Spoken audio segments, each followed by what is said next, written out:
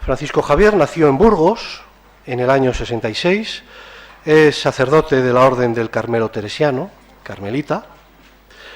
Cursó sus estudios superiores de filosofía en Burgos y de teología en Roma.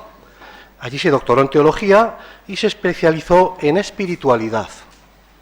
Entre el 98 y 2005 ha impartido clases en el Teresianum de Roma, en la Facultad de Teología del Norte de España y aquí en el CITES. Desde el 99 es director del CITES, Universidad de la Mística, y en esta institución dirige el Máster en Mística y Ciencias Humanas. Yo esto la primera vez que lo leí dije, ¿un máster en mística? Y además con el lío que hay ahora de los másteres, ¿no? Y también dirige la Escuela de Crecimiento Espiritual y la Escuela de Acompañamiento. Y a la vez codirige la Cátedra Teresa de Jesús de la Universidad Pontificia de Salamanca. Ha publicado más de 30 libros y más de un centenar de artículos sobre temas relacionados con la espiritualidad, la mística y los místicos del Carmelo. Ha codirigido la edición de las obras completas de Edith Stein. Edith Stein es una santa, una judía, que, bueno, yo cuando era joven me llamaba mucho la atención que los católicos siempre defendían los judíos que se convertían al catolicismo.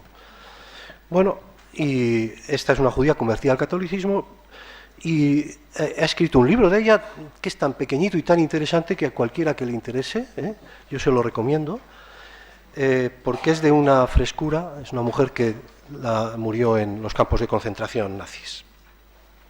Entonces, entre sus publicaciones destaca el libro Edith Stein, Modelo y Maestra de Espiritualidad, que es uno más gordo que este, yo recomiendo el fino. Ha impartido numerosos cursos y conferencias en varios países europeos, en la casi totalidad de Latinoamérica y desde hace 8 años también en Japón. ¿Y lo has hecho en japonés? Sí. No, os leo un artículo suyo, publicado en junio de este año, en el que nos habla de las reflexiones que Santa Teresa hacía sobre su propia vida. El artículo se titula Anden, señores de sí mismos. Anden, señores de sí mismos.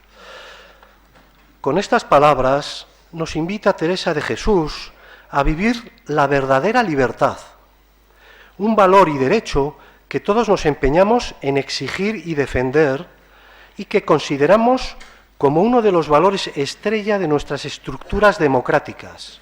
Todos anhelamos y deseamos ser libres y que se respete nuestra libertad. Pero, ¿realmente se dan las condiciones que hacen posible esa libertad? ¿O estamos frente a una falacia o engaño que nos hace creer que somos libres sin serlo? Reflexionando sobre su propia vida, Teresa se daba cuenta de haber vivido engañada durante muchos años de su vida. Pensaba ser libre porque sentía que vivía según su gusto o capricho, pero meditando y reflexionando sobre su vida pasada, percibe que vivía bajo el engaño, bajo una apariencia de creer ser libre, siendo esclava de tantos gustos, caprichos, sensualidades, condiciones sociales y religiosas. Creía ser libre y era esclava. Si consiguió enfrentarse a sus propios engaños, fue porque nunca dejó de interrogarse a sí misma y de adentrarse en su propio interior.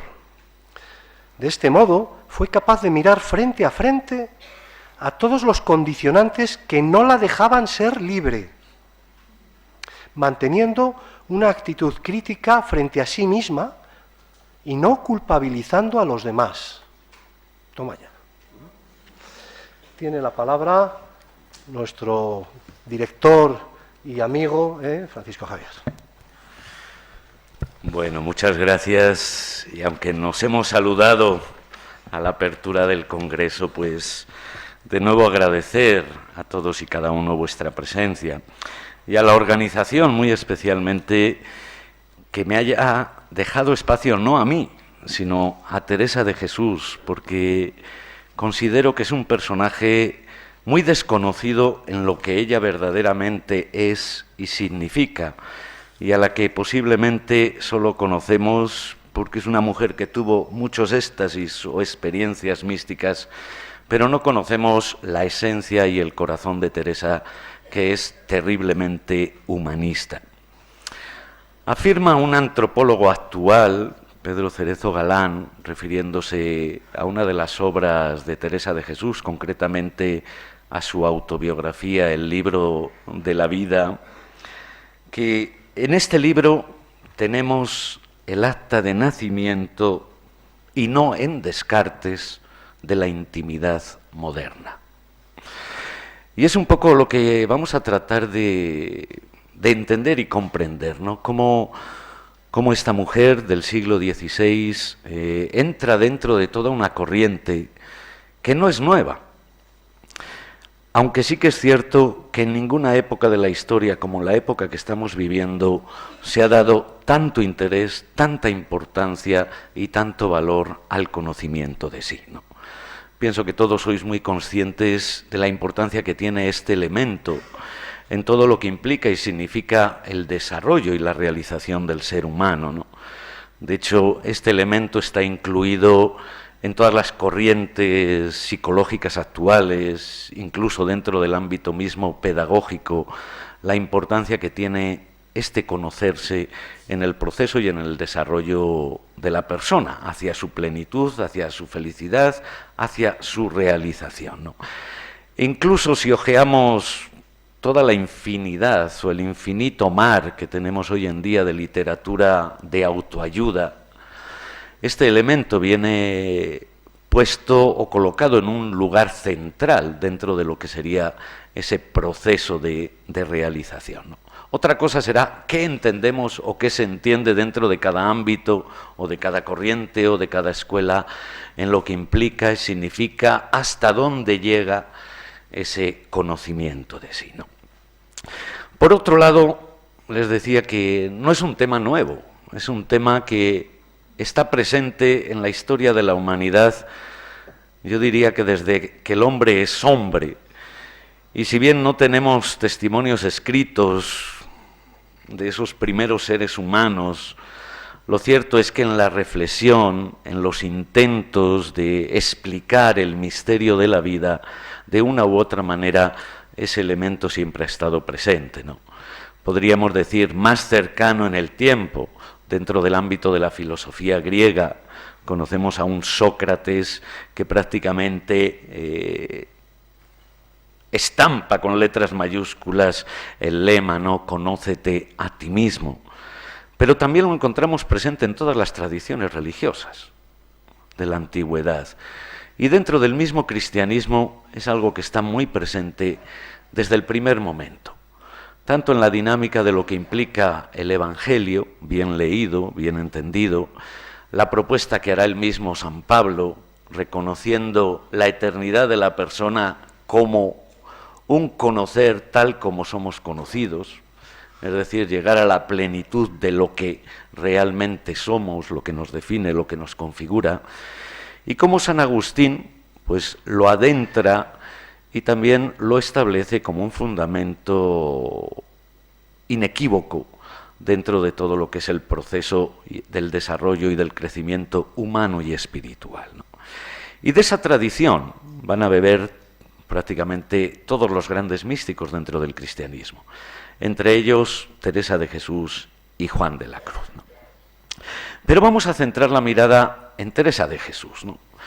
Un poco porque estamos en su tierra y porque ciertamente ella es una mujer que llega a captar en una profundidad increíble la dimensión de lo que implica y conlleva esta realidad, ¿no? Y quiero empezar con esas dos citas que tomo de su libro de las moradas del castillo interior, para que descubramos o fijemos la atención en la mirada de una Teresa que por desgracia es muy poco conocida, ¿no? La Teresa interesada en todo lo humano y recurriente de todo lo humano para establecer e indicar un proceso de crecimiento. Y por eso ella es una mujer convencida de que gran cosa es el saber y las letras para todo. Oh Señor, tomad en cuenta lo mucho que pasamos en este camino por falta de saber. Como veremos, para Teresa, para los místicos en general, en la tradición cristiana, uno de los graves problemas de la humanidad es la ignorancia. Pero no la ignorancia de cosas, sino la ignorancia frente a lo que nosotros somos. En este sentido, vamos a tratar de hacer un camino, o el camino que voy a tratar de compartir con vosotros en esta ponencia va a ser el siguiente, ¿no? Un poco para darle orden y concierto a todas las ideas, ¿no? En primer lugar, un acercamiento a la obra cumbre de Teresa de Jesús, desde donde yo quiero un poco trazar el itinerario y el camino de lo que implica y significa este proceso del autoconocimiento, ¿no?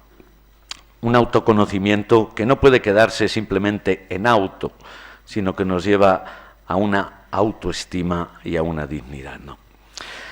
Un segundo aspecto, el conocimiento de sí y su importancia dentro de la obra teresiana, ¿no? Para tratar de ver hasta dónde nos lleva ese camino, ¿no? En la percepción y en la experiencia de lo que va a ser el camino recorrido por Teresa, ¿no?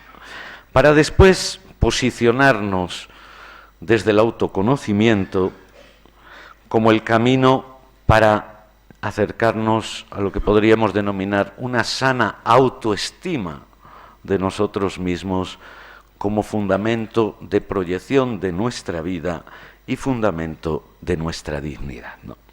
Este va a ser un poco el esquema que voy a tratar de seguir en mi presentación, ¿no? Y tomo como referencia el libro de las moradas del castillo interior de Teresa, porque es su último escrito, su última gran obra escrita, ¿no? Que además escribe en un tiempo récord, apenas en un plazo de 6 meses, entre junio y noviembre de 1577, en un momento muy especial de su vida. Ya no es una jovencita, sino una mujer que ha llegado a su plenitud, a su madurez, tanto porque ya ha fundado infinidad de conventos a lo largo de toda la geografía española, como por el recorrido y el itinerario humano y espiritual que ella hace, ¿no? Desde lo que es el proceso o el camino espiritual, ella ya vive la plenitud, la cima de lo que normalmente se entiende por el camino místico desde 1572, denominado el matrimonio espiritual, la unión de amor, podríamos decir, con Dios en lo que conlleva de plenitud. Y por lo tanto, ella ya tiene una capacidad a todos los niveles de dar una mirada global a todo lo que implica ese proceso y ese camino, tanto a nivel humano como espiritual, ¿no? Y abarcar de esta manera todo el itinerario, ¿no? Sin dejarse una parte de lado, como le ocurre en otras obras, porque no había alcanzado ese camino, ¿no? Y con unos objetivos muy claros, que esto me parece muy importante de subrayar, porque a veces los escritos de los místicos creemos que son obras para extraterrestres o obras que nos hablan de cuestiones paranormales, ¿no? Pero en el fondo siempre hay un objetivo antropológico fundamental, que es conocer y desarrollar la propia dignidad y el propio ser. Veremos que ese es el punto de partida y el punto de llegada de Teresa de Jesús. No quiere sacarnos de la realidad, sino adentrarnos en la realidad de lo que somos para vivir la realidad, lo concreto de la vida, en una perspectiva diferente, que emerge del propio ser que nos configura, ¿no? En este sentido también ella tiene un claro objetivo teológico, ¿no? Como es de esperar en un místico, ¿no? Que es llevarnos a esa plenitud de la unión de amor con Dios, ¿no? Dos realidades que los místicos nunca separan y que no sobreponen la una sobre la otra, sino que van entrelazadas de la mano. En este sentido, ¿no? me parece muy interesante para que entendamos un poco lo que realmente se propone hacer Teresa, cuál es el planteamiento de su obra, ¿no? Concretamente de este escrito de las moradas, ¿no? Que tiene un punto de partida fundamental, que es un interrogante que ella ha ido tratando de resolver a lo largo de su propia experiencia personal y de su experiencia social y eclesial, ¿no? Frente a las injusticias que ella observa en el ambiente, frente a las barbaridades que ve que se cometen en las Américas en aquella época, frente a las guerras de religión que estaban aconteciendo en el norte de Europa, frente a las injusticias y desigualdades, ella se pregunta, bueno, ¿y por qué el hombre actúa así? ¿Cuál es el problema del ser humano? ¿Qué es lo que nos lleva a actuar de esa manera? Y ella llega a una conclusión que encontramos precisamente en una carta a su hermano Lorenzo, en la que ella pone como la raíz de todos los problemas el que no conocemos la dignidad de nuestras almas, la dignidad de lo que somos. Somos ignorantes y por eso no apreciamos el valor de la dignidad de los otros. Fijaos que estamos en un plano profundamente humanista, que en el fondo es el que le preocupa y le cuestiona profundamente desde su fe a Teresa de Jesús, ¿no? Y lo que le lleva también a interrogarse sobre el sentido, la dignidad, la razón de ser de su vida, de su vocación, de su entrega, ¿no? Y que en definitiva remite a esa realidad, ¿no? Entonces, si queremos solucionar el problema, para ella hay un claro objetivo. Es decir, si el problema es que el hombre se desconoce, que el hombre no tiene conciencia de quién es verdaderamente, de su valor, de su dignidad, el camino es claro y evidente. Hay que sacar al hombre de su ignorancia. Porque esa ignorancia, según el lenguaje teresiano, es lo que nos convierte en bestias. Ella no usa muchas palabras esa palabra, pero la usa concretamente en los contextos para definir al hombre que vive ignorando su dignidad y su condición. Se comporta como bestia, como un animal. Pierde de vista su humanidad, ¿no? Y ese va a ser el proyecto que se trace Teresa, ¿no?, en el castillo interior. ¿Y cómo conseguir este proyecto o este objetivo, ¿no? Que el hombre se abra al descubrimiento de su verdadero ser y de su dignidad. Y ahí empieza el camino, ahí empieza el proceso de descubrir ese castillo interior que para Teresa, en definitiva, es el reflejo del alma humana, ¿no? Aquí a mis espaldas tienen este cuadro, ¿no?, que en el fondo toma de referencia otra imagen que usa Teresa en el libro de la vida para hablar del proceso, del camino de la oración, ¿no? Presenta la realidad interior del hombre como un jardín que hay que cultivar, que hay que llevar a que dé fruto, que necesita del agua, el agua de la toma de conciencia, el agua de la oración, de la meditación, para llegar a ese proceso de unificación, donde vemos aquí en este lado ya todas las piezas unificadas, ¿no? Pero un primer paso, todavía en la oscuridad, sacar agua de un pozo, que implica que la persona tiene que trabajar y empeñarse. ¿Para qué? Para llegar a ese autoconocimiento. Y por eso ese rostro que se dibuja ahí en el pozo, ahí todavía un rostro sin definir, ¿no?, sin color, sin matices, que es ese comenzar a percibirme a mí mismo y percibir el misterio que me habita, ¿no? Un poco así entendéis ya este cuadro y cómo es el proceso teresiano que queda en el fondo aquí definido, ¿no? Un proceso que nos va llevando a sacar ese agua que va a ir unificando a la persona, va a ir favoreciendo el crecimiento y el que esa tierra que es cada uno de nosotros realmente sea una tierra que dé frutos y que dé flores, ¿no? ¿Cómo lleva adelante Teresa este proceso?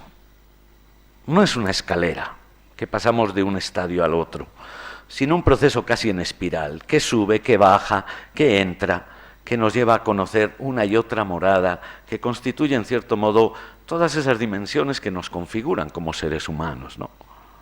En nuestra realidad, si queremos, más material, en nuestra realidad, si queremos, psicológica, emocional, etcétera, etcétera, ¿no? Ella lo traza como 7 moradas, pero 7 moradas que reflejan ese proceso integrador de todo lo que es el ser humano y que tiene que descubrir, o tenemos que descubrir, para unificar y para hacernos conscientes de esa riqueza que somos y que nos habita, ¿no? Aquí simplemente para que se hagan una idea, ¿no?, de cuál es el modo de proceder de Teresa. En la primera morada nos va a hablar sobre todo de la necesidad de ese conocernos, que ella va a situar como iniciar el trato con Dios, iniciar el proceso o el camino de oración. Una segunda morada o una segunda habitación donde hace emerger el valor de la meditación, con todo lo que ello implica, ¿no?, como sensibilización de la persona, capacidad de autoescucha, capacidad de autoobservación, capacidad de denunciarse a sí mismo el propio autoengaño, etcétera, etcétera, etcétera, ¿no? Proceso que va a ir interiorizándose y avanzando en el camino. La tercera morada podríamos hablar de la prueba del amor.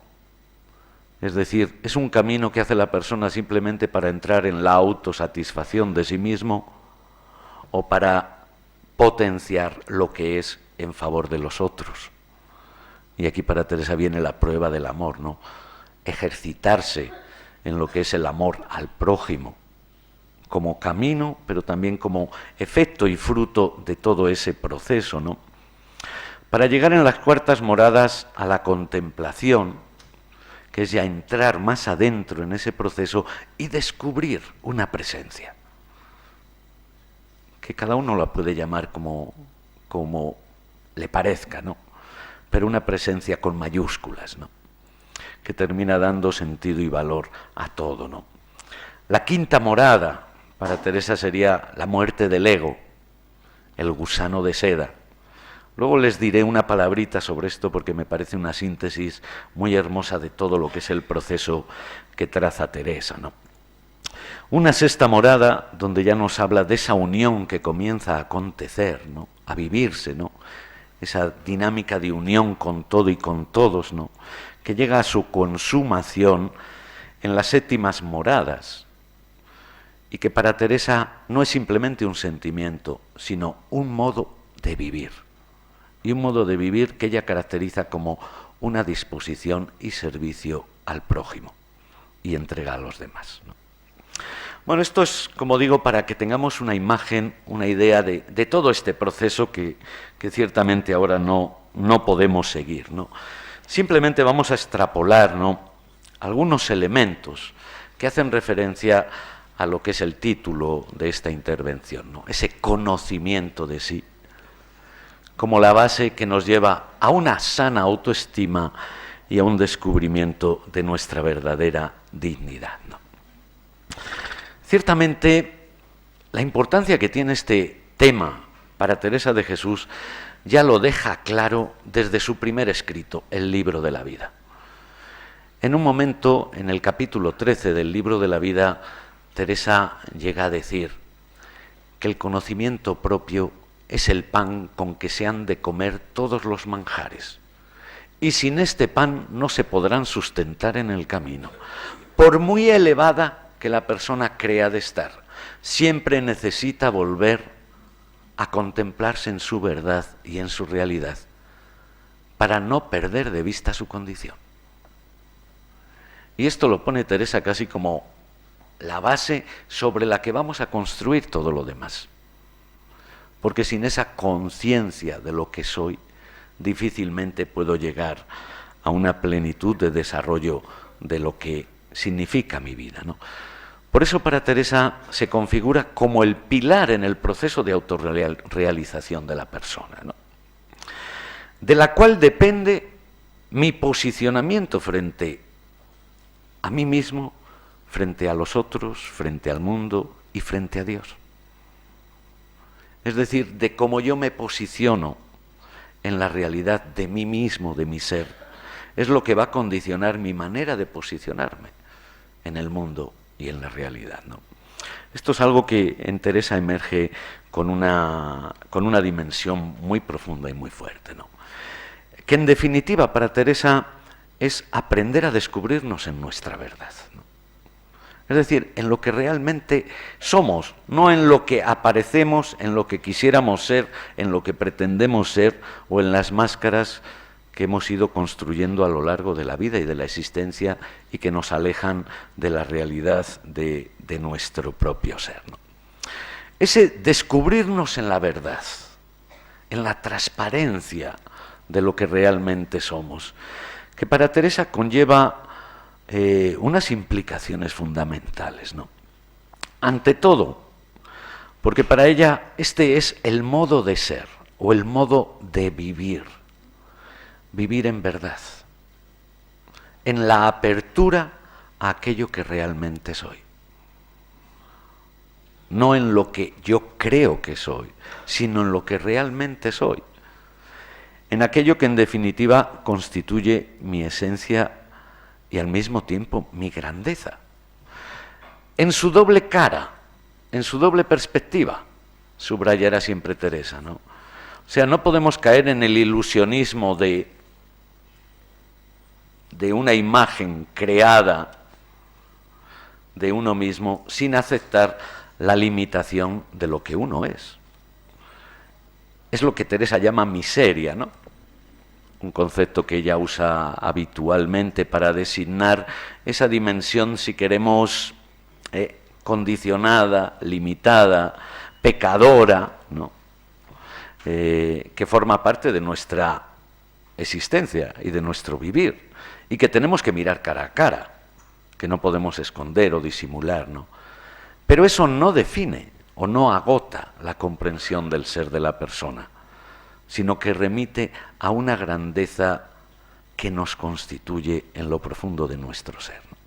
De lo cual pues hablaremos también después, ¿no?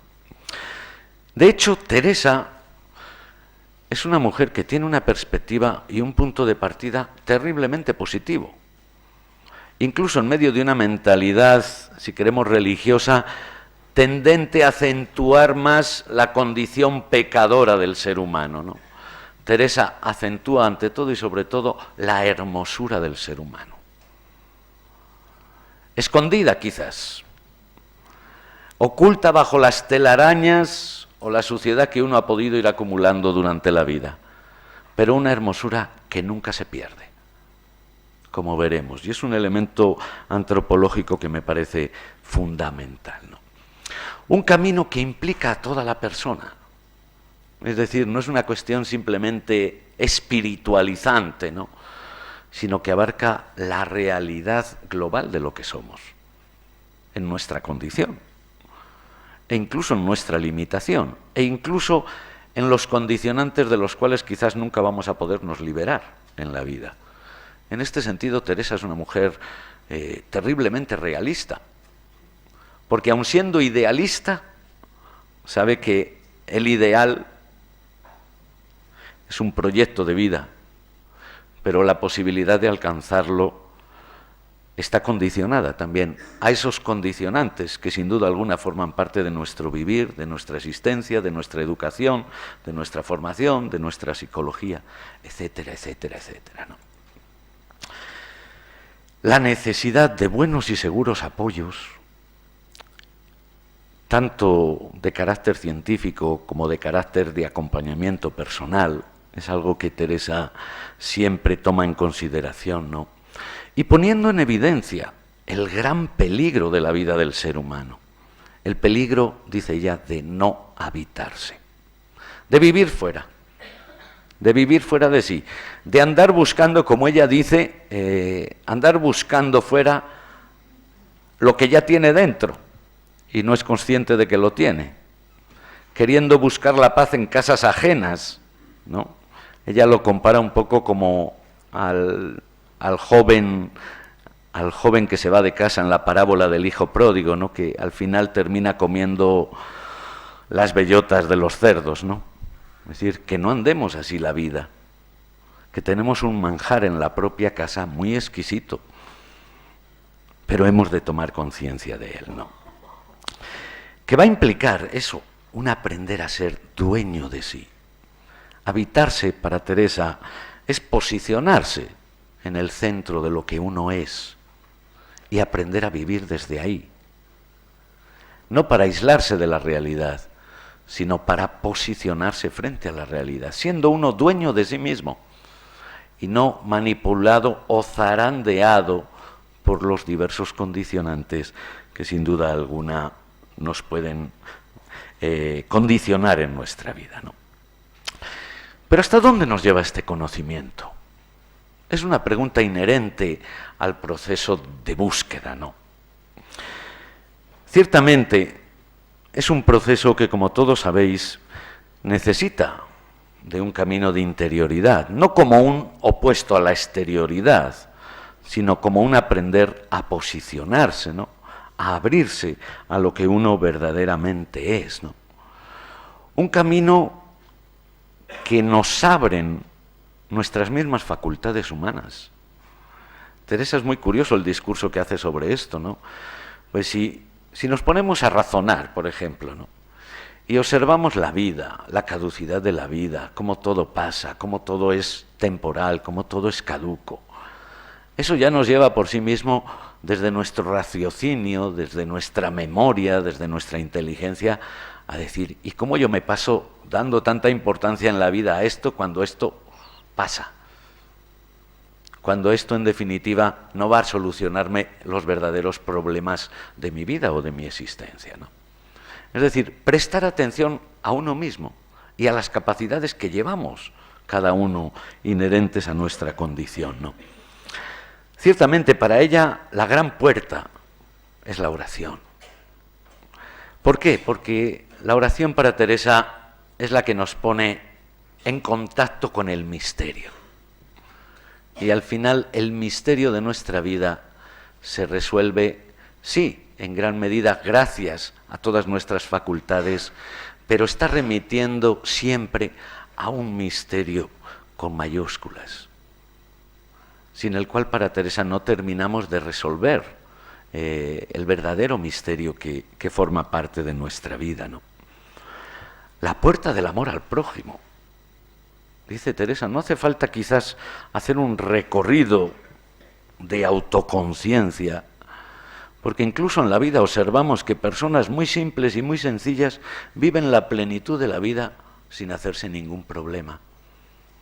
Y esa plenitud emerge precisamente de su capacidad de servicio y de su capacidad de acogida.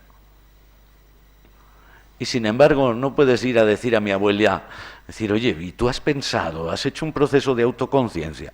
Y dice, ¿yo qué voy a hacer? Y sin embargo, observamos vidas en plenitud, ¿no? Que ciertamente nos hablan de caminos, de vías que llevan a esa unificación y a esa conciencia inconsciente, si queremos, ¿no?, de lo que es la vida, ¿no? Un dejar de andar perdido, ¿no?, como os señalaba antes, ¿no?, y que implica un realismo frente a la condición humana, ¿no? A veces se plantean desde diversos ámbitos un autoconocimiento como que nos tiene que llevar a tú puedes ser aquello que deseas. Y dice, pues mire, eso no es autoconocimiento. Eso es querer proyectar un deseo sobre aquello que yo no soy. Y por lo tanto, antes o después se me va a caer. Y si no somos realistas, ¿con qué pies caminamos? Los pies que tenemos, cada uno son los suyos. Y es a donde apunta, en cierto modo, Teresa, ¿no? Un autoconocimiento, curiosamente, en pleno siglo XVI. ¿Qué conocimiento había de psicología y de todos los mecanismos de nuestra psique, de nuestro pensamiento, etcétera, etcétera? Y ya Teresa se da cuenta y dice, uy, la de males que nos vienen por este no entendernos a nosotros mismos. E incluso llega a afirmar, y dejemos de echar la culpa al demonio de lo que tenemos la culpa nosotros. O sea, hay una conciencia aunque no tiene elementos científicos, ciertamente, que se lo demuestren, ¿no? En la época no existían, ¿no? Y sin embargo hay una autoconciencia clara, ¿no?, de cómo necesitamos abrirnos a comprender cómo funcionan nuestros mecanismos para no caer en el autoengaño, para no caer en la autosatisfacción, para no caer en la ceguera, o no posicionarnos, como ella dice, en el fariseísmo o en el juicio. Ella se da cuenta que quienes inician este camino, porque ella va acompañando a muchos, dice, llega un momento que han caminado una parte y ya han tomado una conciencia, ya se creen iluminados y superiores a los demás. Y empieza el juicio. El alimento del ego y el juicio. Y dice Teresa, esto es la muerte de la persona. Porque en vez de seguir caminando, se posiciona de tal manera que él se ha convertido en el centro desde el cual evalúa y valora a los demás. Y por lo tanto, se estanca. La dimensión farisaica, ¿no?, de la vida o de la religión, ¿no?, la dimensión enjuiciadora de quien se cree ya en poseso de toda la verdad, ¿no? Dimensiones que Teresa percibe conscientemente como un grave peligro en el proceso incluso del autoconocimiento, que si no está bien orientado, si no se abre a las expectativas más profundas, puede convertirse en el pedestal del juicio, ¿no? Por eso para Teresa conocerse es posicionarse. Y posicionarse cada vez más, como los místicos dicen, en ese profundo centro, donde adquiere sentido, valor, unidad, lo que yo soy. Y lo que me hace realmente, o lo que me lleva realmente a comenzar a reconocer al otro en su valor. Para Teresa este es un elemento fundamental, ¿no?, que os decía que es como un punto de partida de su búsqueda, ¿no? Es decir, ¿por qué el mundo está como está? Porque el hombre no se conoce y no conociéndose no es capaz de reconocer el valor y la dignidad del otro. Eso quiere decir que en la medida en que vamos entrando, percibiendo la grandeza de lo que somos, aprendemos también a valorar la grandeza de lo que es el otro, aunque no la haya descubierto. Y emerge como consecuencia esa dimensión del amor al prójimo que siempre va a poner Teresa como uno de los parámetros de la autenticidad en el conocimiento de sí, junto con la humildad. Peligro de posicionarse malamente en uno mismo es el no aceptarse. Y de hecho hoy sabemos que es uno de los grandes problemas de nuestra realidad social. La gente no se acepta a sí mismo. No es capaz de hacer silencio porque no se soportan a sí mismos. No es fácil aceptarse en una sociedad que marca líneas, que marca modas, que marca actitudes, que marca 100.000 cosas. No es fácil. Y sin embargo, si el conocimiento no nos lleva a una aceptación, lo único que va a provocar o es una búsqueda de falseamiento por otras vías o caer en la angustia y en la depresión, porque no me gusto a mí mismo. Que como sabemos es el problema de base en muchas situaciones actuales, ¿no? Y lo mismo el posicionamiento frente al misterio con mayúsculas, ¿no? Para Teresa, la relación del cristiano, del creyente con Dios, depende de cómo se posiciona frente a sí mismo. Pues si se posiciona en la mentira, en el autoengaño, su relación con ese Dios estará también falseada, porque estará condicionada por esa dinámica o esa dimensión que tiene de sí mismo, ¿no? Y por eso, en la confluencia de los místicos, la dimensión del crecimiento humano es imprescindible para una auténtica y sana relación con el misterio, con Dios, ¿no? Que sin ello no podría darse ni llevarse a cabo, ¿no? Y de ahí llegamos a lo que podríamos llamar una sana autoestima. No se trata solo de conocerse, sino de aceptarse, que es un paso ulterior y mucho más complicado, quizás, que el simple conocimiento de sí, ¿no? Porque podemos llegar a conocernos, soy de esta manera, soy de esta otra, actúo de esta manera, pero me gusto, no me gusto, me acepto, no me acepto. ¿Cómo compagino esa realidad que emerge de mi ser y que tengo que integrar en lo que es mi vida, ¿no? En este sentido, en el proceso, Teresa hace emerger el interrogante, ¿no? ¿Es posible aceptarse? ¿Es posible aceptarse cuando vamos descubriendo nuestras limitaciones, nuestros condicionantes, etcétera, etcétera? ¿Es posible llegar a aceptarse sin caer en el autoengaño o sin caer en una especie de narcisismo? ¿Es posible que yo acepte mis limitaciones? Ciertamente no es fácil, ¿no?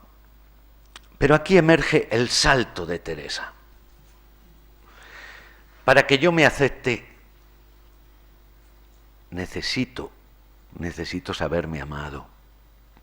Fijaos que eso forma parte en el proceso humano, ¿no? Quien no se ha sabido amado, quien no se ha sabido aceptado en su infancia, en sus contextos familiares, escolares, etcétera, etcétera, luego tiene muchas dificultades en la vida para aceptarse, para amarse, para ser él mismo, ¿no? Porque ya desde pequeño le han dicho, no hagas esto, no hagas lo otro.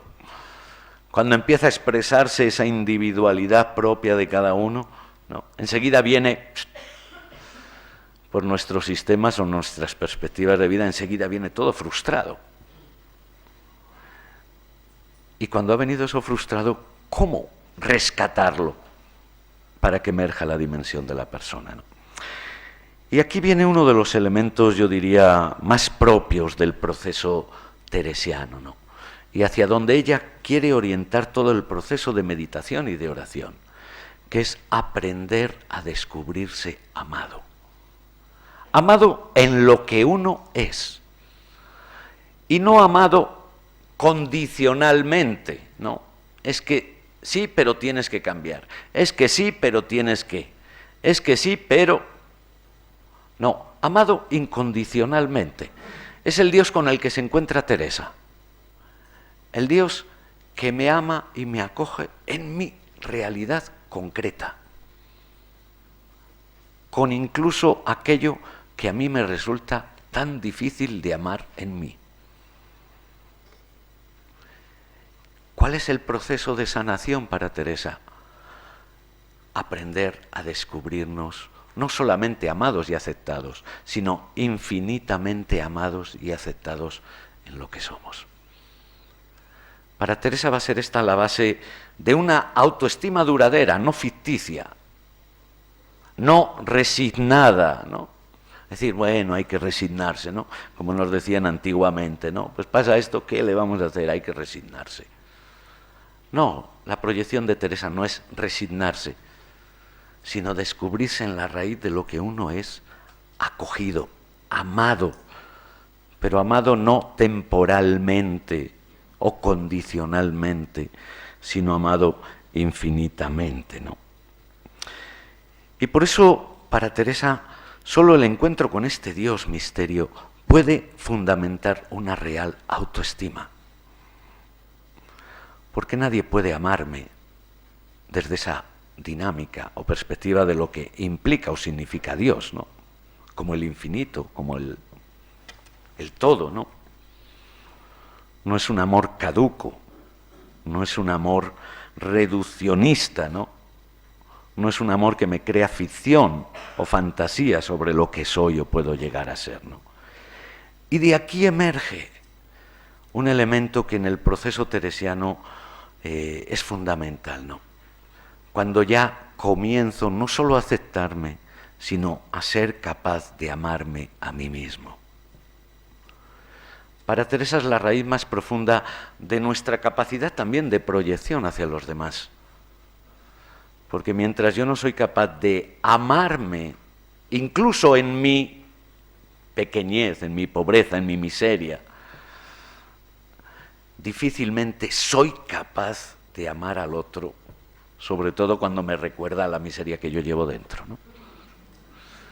Fijaros, ¿no? Este proceso, ¿no?, que en el fondo es un proceso de posicionamiento, ¿no?, que al mismo tiempo activa en nosotros la energía positiva, que es otro de los elementos que dice Teresa. Dice, bueno, si no sabemos que somos ricos, vamos a vivir siempre como pobres. Y vamos a andar buscando lo que pensamos que no tenemos.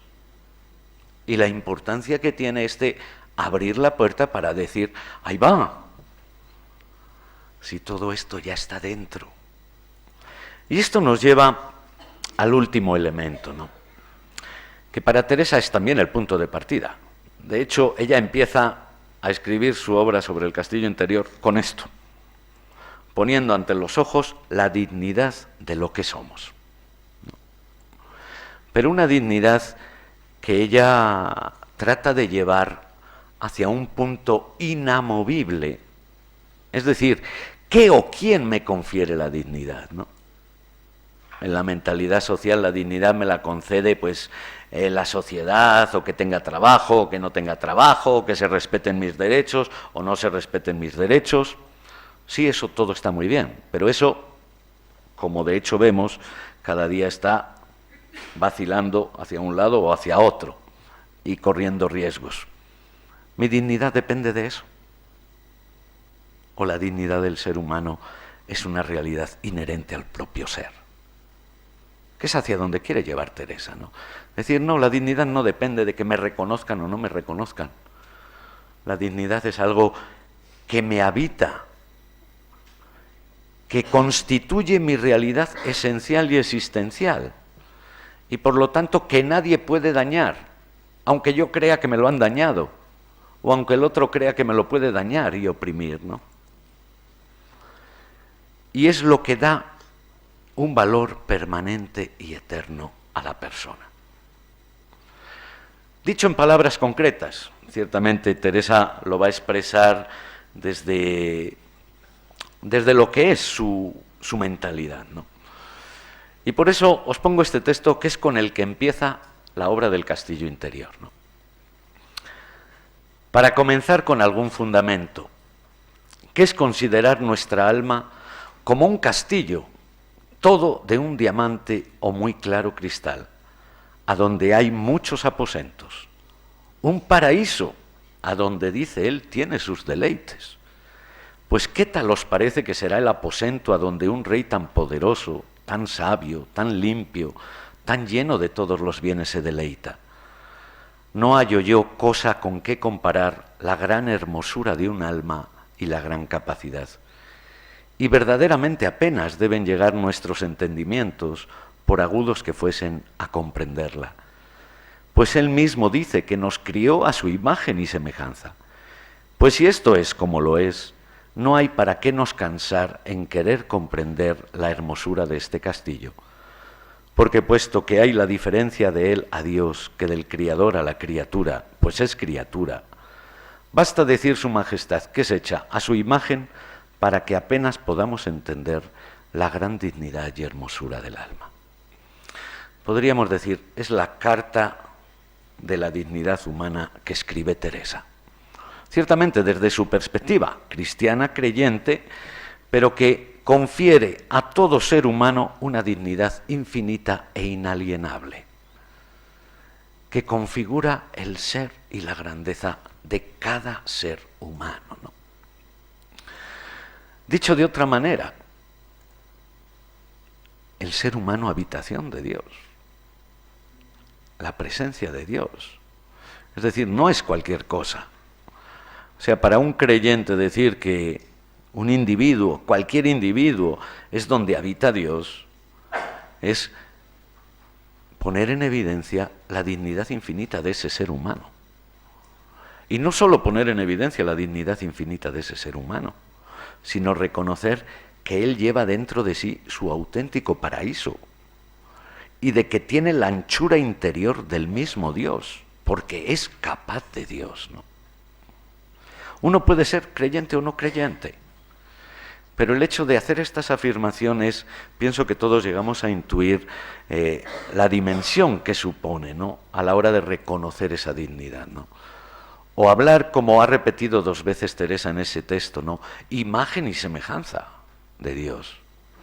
No es cualquier cosa, no es una cosa más, es imagen y semejanza, es decir, reproduce, o como diría también la Escritura, es Dios por participación, la persona, lo cual pone en evidencia la grandeza inherente que todos llevamos dentro, ¿no?, y que nos constituye, como dice Teresa, en un diamante, en la gran hermosura de lo que somos. Al diamante le puede caer mucha suciedad encima, pero no deja de ser diamante. Puede que la oscuridad no deje que la luz atraviese el diamante y se perciba su belleza, pero siempre tiene la oportunidad de limpiar el polvo o quitar las telarañas para que atraviese la luz, ¿no? Es decir, una dignidad que nada ni nadie nos puede quitar en la percepción de Teresa, ¿no? Y concluyendo, ¿no?, os pongo un ejemplo que Teresa coloca en las Quintas Moradas. Una imagen que les gusta mucho a los místicos para ayudarnos a entender un poco en qué consiste todo esto. Y ella usa la imagen del gusano de seda, ¿no?